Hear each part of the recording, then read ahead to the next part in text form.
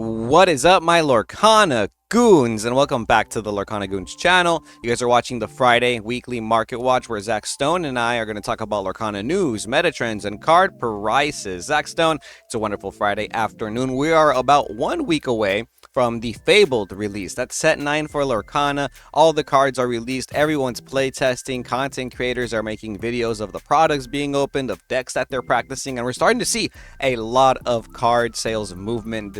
People are already predicting what the meta is going to look like. How are you feeling about the new meta of Fabled as we approach the new season? Right now, Fabled is getting everybody excited. There's so many market shifts going on right now. The meta is changing, the format is changing, and Kevin and I are very excited. We've been brewing up some decks and we've been looking over these card prices, and boy, oh boy, there's a lot to talk about. First things first, the Enchanted Yzma. We saw spikes on this happen about a week ago, and right now, where you saw a card around $40 to $50 jump up to almost 120. Right now, you can snag a couple at around $115, $116. And after that, you are going to be spending around 120. Sales are all over the place. The past 5 sales have anywhere between $60. You even have a PSA 9. It was a PSA 9 that sold at 60. So they're cracking it.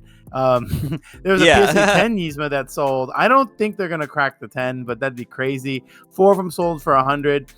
It seems that people are still looking to max rarity and enchant out their decks. Kevin, do you have any enchanted Yzmas? I for sure don't have any enchanted Yzmas. I do have a lot of the legendaries though, because I've always been a believer of this card. If you guys have been following the lore, I actually played 1 copy of this card in my Amethyst Steel deck for a while. It was like a 5th dock for me. I think this card's very strong. I am curious to know why it's jumping up that much. Obviously, the meta hasn't even started. We don't know what the tournament landscape is going to look like. I think it's pretty easy to notice that we just don't have a lot of draw power in the card pool. Right? A lot of Amethyst draw power is gone. Friends on the other side, Rabbit, even something like Maleficent Sorceress is no longer in the card pool. So cards that say draw 3 cards is kind of nice in this new meta, right? Or even cards like Finders Keepers, which also says draw 3 cards. This is an enchanted rare. This is an action 5 cost for Amethyst, and today this price is shooting back up to $100+. It's interesting because this chart is going everywhere. This graph is going everywhere. This card used to be $40. A couple formats ago, we were using this in Ruby Amethyst, and it was $100. Then it kind of fell off a little bit in this last format because people weren't really finding success with Amethyst like they used to. But now it's looking like Amethyst is one of the strongest colors in combination with some of the other pairings. And right now, these Finders Keepers are selling for more than $100. We haven't had a sale since the 17th, right? But lowest listing is now $125 by trading collectibles. So you're going to have to pay around $120 for your Finders Keepers unless you already have them. And I think, like I said before, the reasoning being there's not much draw power left. We're in a much slower format. So in decks like Ruby Amethyst, Amethyst Sapphire, you're able to slow the game down enough to where, using almost a whole turn on 5 ink to draw cards is not that big a deal. That's what it feels like anyways. Yeah, it seems that like Amethyst mirror matches are always about who can get on the board quicker and who can keep card draw consistently. And this is just a card that I think will start to show in a lot of Amethyst decks. Another card that lets you draw cards and also comes in an enchanted rare, King Candy Sweet Abomination.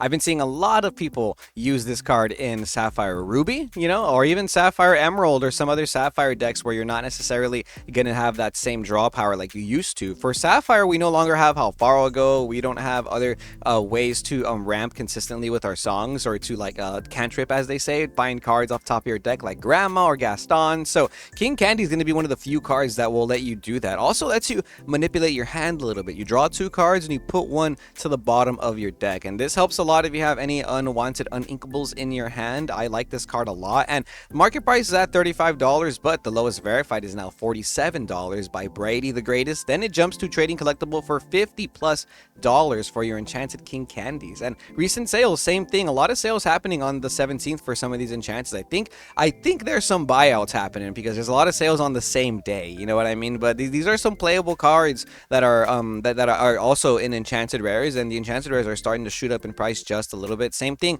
Basil Disguised Detective. I think this card is very strong this format, especially in combination with some of these other cards that you can use to discard from the opponent's hand. We still have Sudden Chill.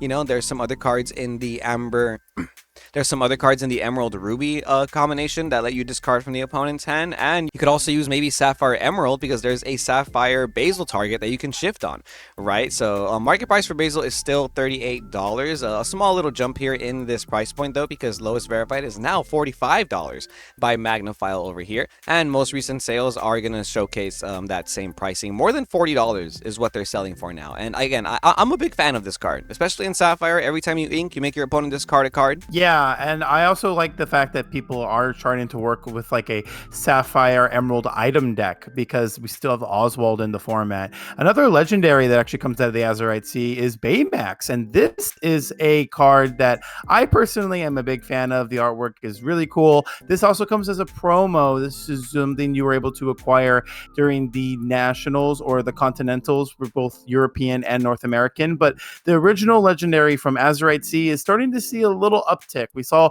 prices settle around $7 to $8 for a very long time, and now we're seeing as low as the $9.48 to almost $10 now, and it might cost you around $10 to get your Baymaxes, but if you are looking to get the upgraded version, I think that the promo is around $55, so it's not too far off, but still a card that I can see a lot of play in some Amber Sapphire decks, as well as like some Ruby Sapphire decks, because there's a lot of ways to damage your own characters. I know a lot of people are working on the Prince John and the Tinkerbells and all that stuff, but I think these legendaries are something to really focus on, and we're seeing a lot of price changing. We're seeing a lot of these legendaries change in price recently, and it's because going into the next set, these are the perceived best cards in the sets. Another legendary that we want to go over is the Clarabel Light on Her Hooves. This is a $22 legendary, and I think that this is probably one of the best ones coming into the new rotation. Oh yeah, I agree, and so does the market. Look at this price jump, man, from around $15 to more than $20. Lowest verified is $23.98. You're almost paying $25 per Clarabel, and you guys know that I'm also a Clarabel believer. I am a huge fan of this card. In general, I have a playset of the Enchanted Rares. I'm so hyped because I definitely just enjoy playing this card. I've always used the 3-cost Clarabel as my shift target to draw a card in Chernadogs. I thought it was so good. For a long time, I'm just yapping, but for a long time I was playing Sapphire Emerald with Clarabel and Diablo, and I was really trying to make that deck work. I almost took that deck to a DLC, and I'm so hyped. I'm so glad that Clarabel's gonna have her time in the format, because I think this card's so good, you know, and in combination with cards like Bend to My Will or that Basil, I think this card gets even better. Because one of the things about Clarabel is you're matching the opponent's hand size every turn, right? So what the opponent starts to do is they start lowering their hand size little by little. They start inking their cards away, thinking, well, if you're going to draw cards for your Clarabel, I'm going to make my hand size small as heck. And then you hit them with the Basil. You ink 2 times or 3 times, you know, like I've done before, and you discard 3 cards from your hand, or just Bend to My Will. You know, and it's a very reasonable action, it's a very reasonable play, and I definitely think that Clarabel is like a mandatory card in some of these new Emerald decks, like the Emerald Ruby Powerline deck that everybody's trying out. I definitely think you want to have some Clarabel activity in there. But it's not just Clarabel. It's not the only Belle worth talking about today. We got to talk about Belle, the Accomplished Mystic, also shooting up in price this week, dude. Look at this. These are no longer $1 to $2 cards. And Lorcana is an interesting game because for a long time, a lot of super rares are way cheaper than rares in this game. Like Genie's like a $12 rare, and there's not really a $12 super rare other than like Daisy Duck, maybe, arguably, right? And this card was like $1 for a long time, right? This card was like $1 for a very, very long time, and Lorcana was kind of slow for a minute, but right now, Belle Accomplished Mystic feels like one of the best cards in the format. It literally is like a smash ability for your Amethyst characters, while simultaneously having kind of that Rapunzel ability where you get to heal your characters. So if your opponent isn't playing around Rapunzel anymore because Rapunzel's not in the meta, you can punish them really hard with Belle Accomplished Mystic. It's a $5 card now. Make sure you guys value these cards correctly if you have them in your trade binder. It's very, very important. The cold foils are $10. You know you're going to be able to get this cold foil as an enchanted rare in the new set. That's going to be crazy, right? So I'm also kind of curious, Zach, do you think the prices are going to fall down a little bit once the reprints hit? I'm thinking the same thing, Kevin, honestly, because the whole time I'm looking at this be a $5 card. I'm like, okay, so the reprints are they going to be $5 when they come out? Like, Right. I think is the that five, going to be the trend? Like, right? Like I think it'll but be a little cheaper. That's just my opinion, though. that's fair. But like you mentioned, the Enchanted Rare, as well as the Quest Collector's Edition that you're able to obtain at Disneyland California Adventure. That is on Friday. That is going to be next week. So make sure if you're in Southern California or the Florida area, go to the Disneyland parks. Check in the Quest Adventure. I think it's actually only in Disneyland California Adventure for this one, now that I think about it. But if you guys are in the comments, let me know down below if Florida's having any sort of Quest Adventure to acquire the new promo Belle. And honestly, I don't know. When I saw the Enchanted come out, I was kind of indifferent about the Quest version. Now the Enchanted artwork is great, but yeah, I heard that too. I heard no longer a $2 card though. Yeah, no, I heard that too from people. By the way, that them making this card in an Enchanted Rare kind of disappointed them because it meant that that Quest version that you can acquire after the set releases isn't going to be as hyped or sought after, right? It's the same artwork, that Quest version, that exclusive art. That exclusive park version. It's the same artwork as this one. It has kind of like a different foiling. It looks very much like that D23 Mickey foil from what I've seen in like the way they're depicting it. So I think that's kind of cool. It's going to be really hard to get, but other than the scarcity, yeah, the Enchanted Rare is probably going to be the one that people want to have in their collection, just given the artwork. But Belle, accomplished mystic, making its way, definitely solidifying itself into our new meta. Yzma Conniving Chemist. We talked about the Enchanted Rare. We gotta look at the Legendary, because we gotta look at them hand in hand, bro. These Legendaries no longer $2. These were like $2 to $3, and as of right now, they're $15. Zach Stone. People are buying these. $20 for Near Mint Cold Foil, by the way. Somebody bought one, and then we have one sale for 16, one for 18, four of them for 18 right there. And as of today, lowest verified is Ed Cardco for $17. Then Crispy Games for $17.99. They have 4 and 3 of them, so you can get some deals from there if you want to get your whole play sets, right? We even have Tug's Vault here. Shout out you. They got 10 of them. Non-verified seller if you want to give them some sales. So very interesting. Once again, the meta's not like shaped well in my opinion. Everybody was saying aggro this, aggro's the best deck, aggro's gonna run rampant. This card is not aggro friendly. Like you cannot play a 4-cost character that you're not gonna swing with against aggro decks to expect to draw 3 cards, right? So that's do you see what I mean? You see where I'm going with this? That's why I'm saying that this is a very high price for a card, that I've seen. This is a very high price for a card that I haven't seen get any play ever in the history of Lorcana outside of my own personal use, and for a meta that isn't even here yet, right? So again, the hype is real. The hype is very real, and me personally, I practice a lot. I play a lot online. I'll play with proxies. I'll do anything I can before I buy a card to make sure that it's worth buying. I don't know that's how I am when it comes to card gaming, though. And some people aren't like that. Some people are like that. Either way, though, very interesting. Yzma Conniving Chemist, right, Zach? Yeah, the Conniving Chemist is conniving her way up the market, but you never know where this card could settle. It could even go up more. What if this card could just go up and be one of the best cards going into the Amethyst set? You know how you mentioned drawing 3 cards is really good, but you have to pay 5 for Finders Keepers. Like this one, you just have to turn sideways and you can draw up to 3. And if you re-ready her again, and you can keep using the ability over and over and over, so you never know. I'm a little hopeful that this card will actually see a little bit more play later on, but yeah, $17 is crazy. So if you guys got these when they were cheaper, you're on the up and up. And another card too that we can talk about if you got when it was cheaper is the Alien Troublemaker. This card was like 50 cents forever across the board.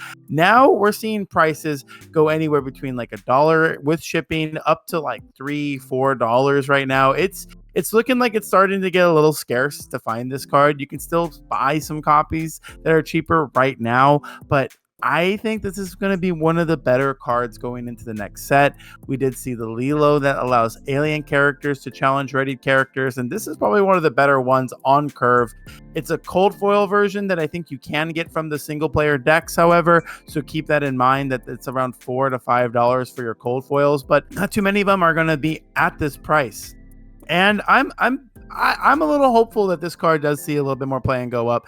I do need some more. So if you guys are local and you're in the Frankensons, Southern California area, come visit me there at the booth. If you visit me at Frankensons and you have some non-foil versions of these, I could pay, for a limited amount. I'll pay up to $2 to get some of these. But yeah, every Wednesday, Saturday, and Sunday, you can visit me. And Kevin is at the Ninja Exchange over there in North San Diego County in Carlsbad. It's connected to the shops at Carlsbad, and it's what, every Friday, Saturday, and Sunday, Kevin? Yeah, every Friday, Saturday, and Sunday we're there. We host tournaments on Friday. Yeah, very excited to trying out.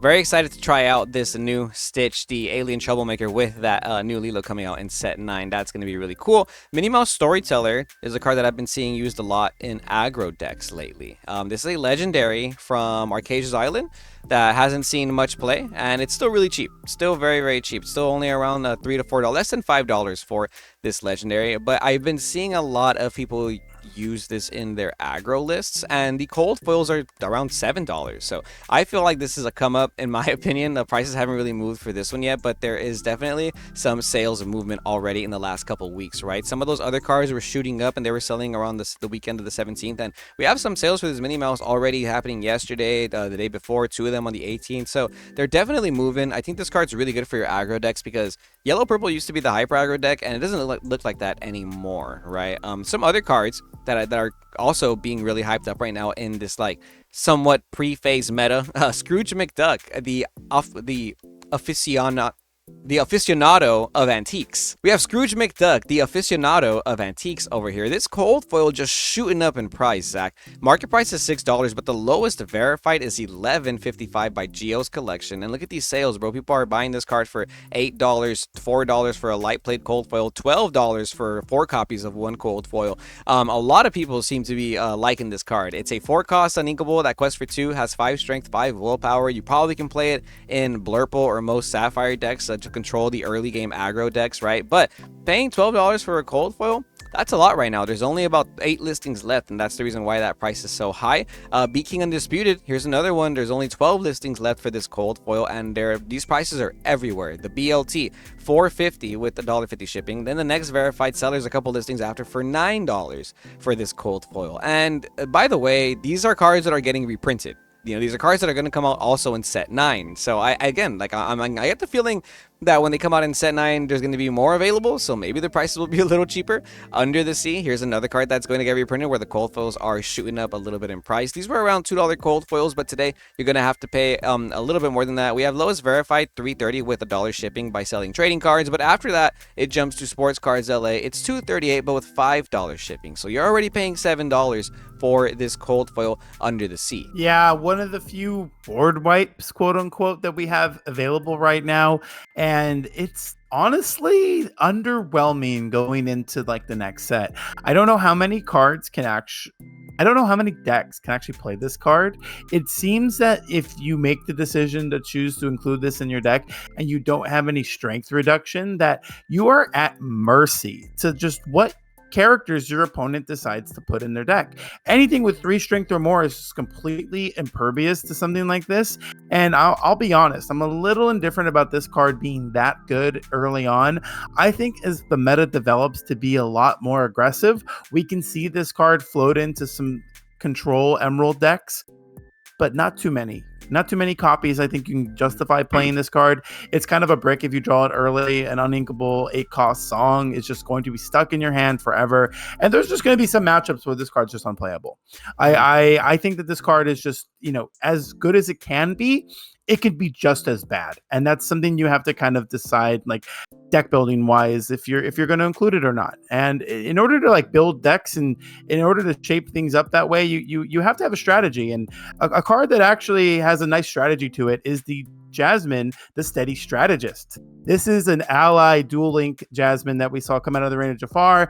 And when we first saw this card, Kevin and I were pretty excited because we're a big fan of the Sapphire Steel ally strategy. And cold foils today are around $4, maybe even $5. And there's not too many of them at that price. I do always like to kind of point out, guys, that the amount of listings and the amount of copies you can buy from certain sellers is really what dictates what I decide to sell cards at my booth. And because of the amount of listings and because of how hard this card is to probably find, I think $6 is fair. Even though you can see a $4 copy with some shipping included, I think $6 is fair. So yeah, make your own decisions, but look at the data, look at the research, and make sure you make a decision to, get these cards at the right prices that you want to get them in. Yeah, Jasmine also does lose to Under the Sea. I just wanted to point that out real quick because you're talking about that. No, that's one of the reasons why I've been struggling trying to make this Jasmine a winnable deck. Under the Sea is a good card. I just want to circle back to that because of that Jasmine thing. But really, like you said, yeah, it locks you into like certain situations, and I think it's really good against purple cards, and it's really good against the Jasmine. But the Jasmine is a very strong character because it lets you search out many allies in your deck and quest at the same time.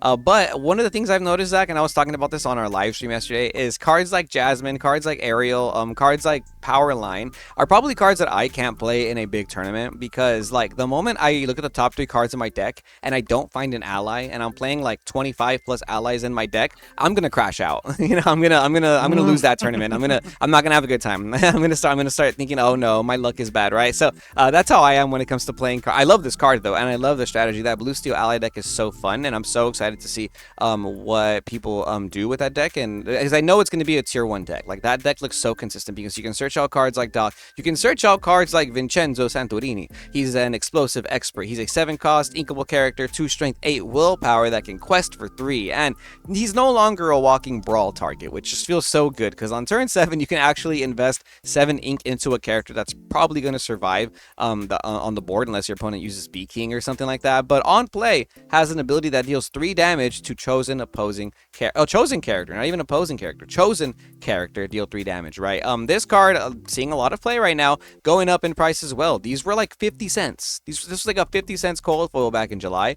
Today we have the lowest verified seller at $2 with $2 shipping, and then there's only 9 listings left, by the way. After that, the next verified seller immediately jumps to $2 with $5 shipping. So from $4 to $7, right? I think selling this for anywhere from $5 to $6 as a cold foil is more than fair because it's very popular. Zach, you mentioned that a lot of people have been asking you for this card at your booth, and when I've been playing online, playing on Fight Club, I see a lot of people running this in not only Sapphire Steel, but sometimes in their Amber Steel or Ruby Steel decks because they just want more removal cards. There's not much removal right now in the Steel package, and Vincenzo being one of the few cards that can deal 3 damage is really good alongside Aerial Sonic Warrior, which we know got reprinted, and this card as a cold foil is already selling for around $5, which is good to see because, again, super rares in Lorcana notoriously cheap.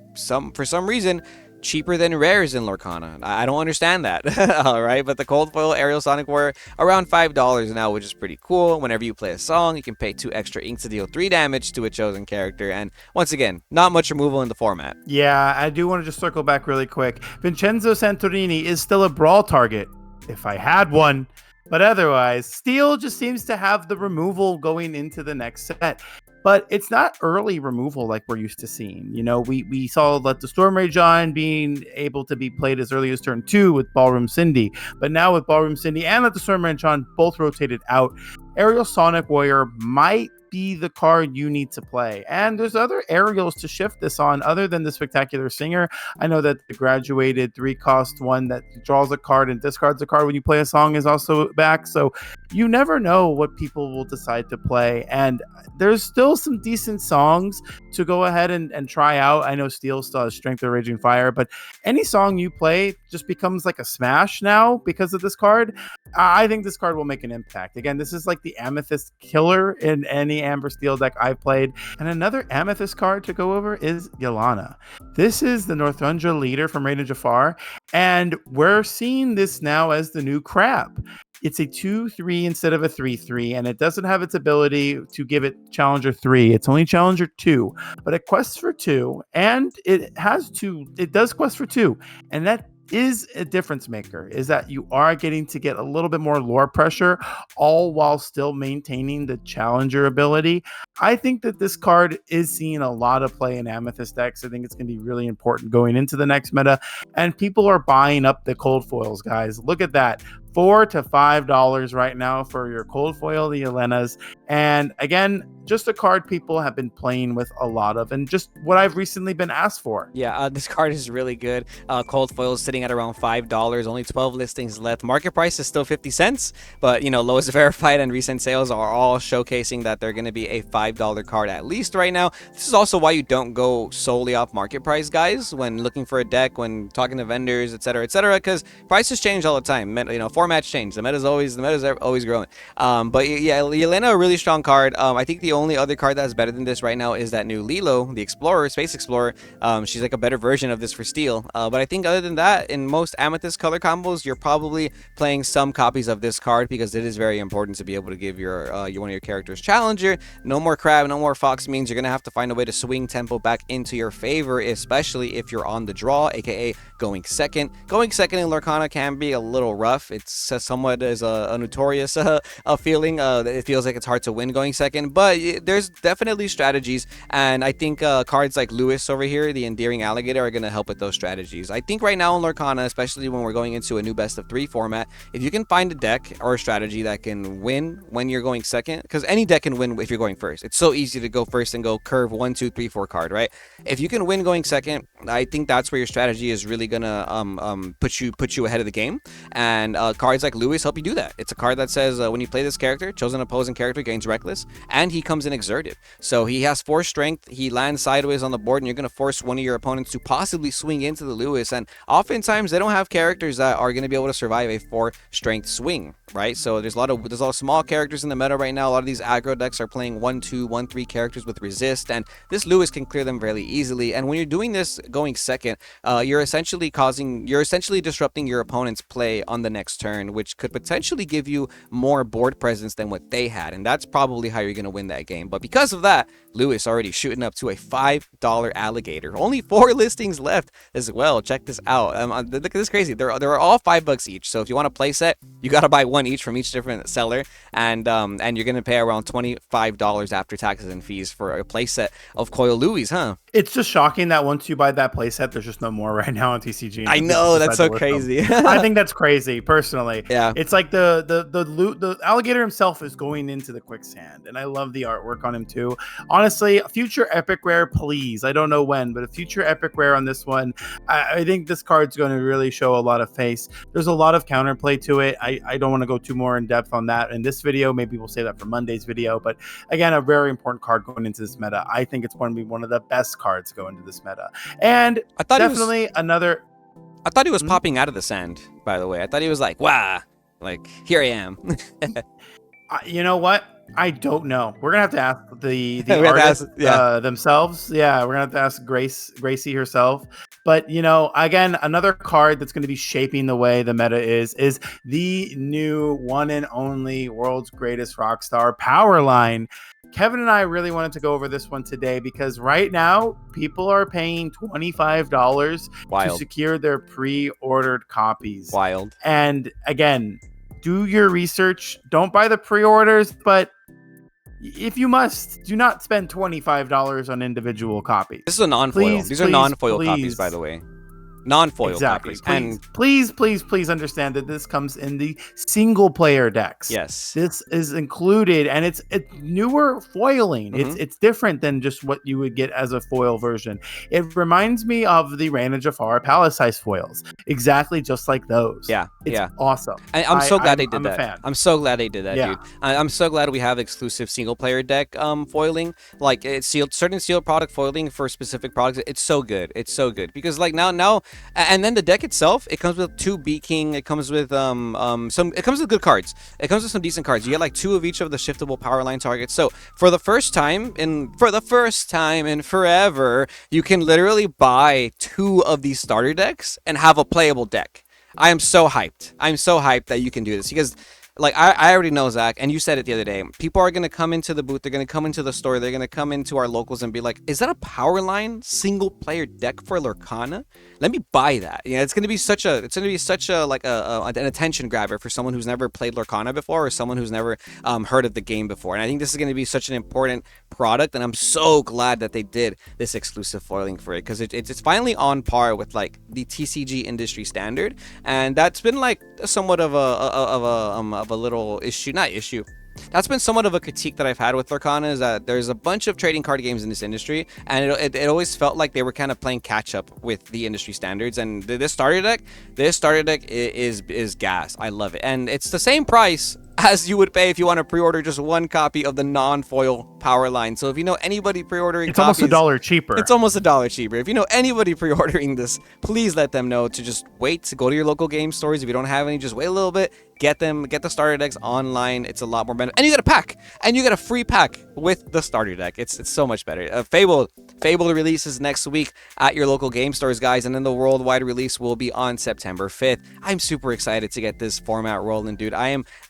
Zach and I got big moves with our other friend coming very soon, but this is and it sucks because this is gonna get in the way of me wanting to play every local tournament that I possibly can, because this format is so fun. It's so new, and it's very slow compared to like what we just experienced with the recent Azurite Sea format, right? Like no longer are we gonna see Popsicle, Belle, Sink Storm Rage on turn 1, things like that, or Tamatoa turn 5 and just quest for 20, right? So it's a little bit slower of a format, a little bit less removal. Games are probably gonna go a little bit more back and forth, which is really cool, and I'm super excited. Yeah, I also wanted to add this little tidbit on the near the end of the product details. It says if you're new to trading card games and if you want to experience this game with a deck that's tested by Team Lorcana, this is a good place to start. And honestly, I agree. I agree with that testament a lot. So make sure you guys support your local game stores, do your due diligence, and if you guys are new to the channel, join our Discord with our link down below, where you can talk about your deck lists. You can even share your deck lists. And Kevin and I like to hop on stream every once in a while and play your decks live. So